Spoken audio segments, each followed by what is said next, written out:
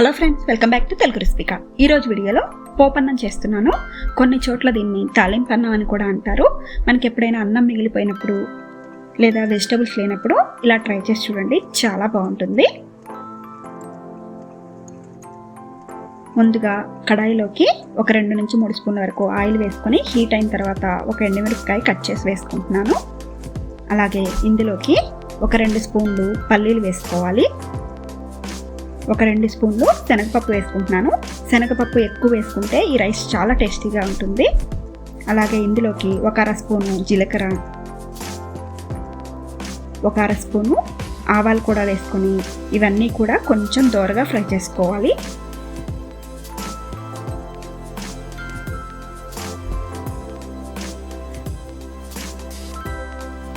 చూడండి, ఇలా కొంచెం ఫ్రై అయితే సరిపోతుంది. ఇప్పుడు ఇందులోకి కొంచెం కరివేపాకు, అలాగే ఒక స్మాల్ సైజ్ ఆనియన్ని ఇలా చిన్న చిన్న ముక్కలుగా కట్ చేసి వేసుకుంటున్నాను. మనం ఈ అన్నం అనేది పచ్చిమిర్చితో చేసుకుంటేనే చాలా టేస్టీగా ఉంటుంది. నేను ఇక్కడ ఒక 2 నుంచి 3 పచ్చిమిర్చి ఇలా సన్నగా కట్ చేసి వేసుకుంటున్నాను. ఇప్పుడు ఆనియన్స్ కూడా కొంచెం ఫ్రై చేసుకోవాలి. మనకి ఈ రైస్కి ఆనియన్ అనేది కొంచెం క్రంచీగా ఉంటేనే టేస్టీగా ఉంటుంది. కాబట్టి ఇలా లైట్గా ట్రాన్స్పరెంట్ అయితే సరిపోతుంది. ఇప్పుడు ఇందులోకి ఒక 1/2 స్పూన్ వరకు పసుపు వేసుకుంటున్నాను. నేను ఇక్కడ 1 కప్పు వరకు రైస్ తీసుకున్నాను. దానికోసం ఒక 1/2 స్పూన్ వరకు సాల్ట్ కూడా వేసుకొని ఒక్కసారి బాగా మిక్స్ చేసుకోవాలి.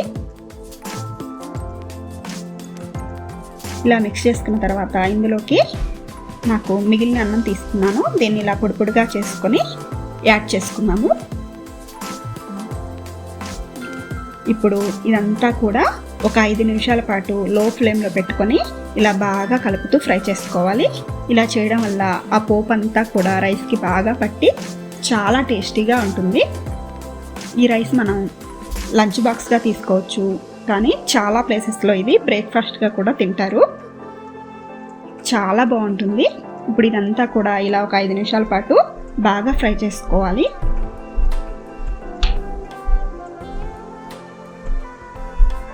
ఇప్పుడు ఇందులోకి చివరగా కొంచెం కొత్తిమీర కూడా వేసుకొని ఇంకొక 2 నిమిషాల పాటు మిక్స్ చేసుకుంటే చాలా టేస్టీగా మనకి ఈ పోపన్నం అనేది రెడీ అయిపోతుంది.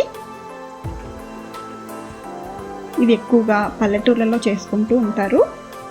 మీరు కూడా తప్పకుండా ట్రై చేయండి. దీన్ని ఇలా డైరెక్ట్గా తిన్నా బాగుంటుంది, లేదంటే ఇష్టపడే వాళ్ళు కొంచెం లెమన్ జ్యూస్ 1 స్పూన్ వరకు స్టవ్ ఆఫ్ చేసుకొని యాడ్ చేసుకోవాలి. ఒక్కసారి లెమన్ జ్యూస్ యాడ్ చేసుకొని బాగా మిక్స్ చేసుకొని హాట్గా సర్వ్ చేసుకుంటే చాలా టేస్టీగా ఉంటుంది. మీరు కూడా ట్రై చేసి మీకు ఎలా వచ్చిందో మీ ఫీడ్బ్యాక్ని నాకు షేర్ చేయండి. ఇలాంటి మరిన్ని టేస్టీ రెసిపీస్ కోసం తెలుగు రెసిపీ కార్డ్ ఛానల్ని సబ్స్క్రైబ్ చేసుకోండి. Thanks for watching.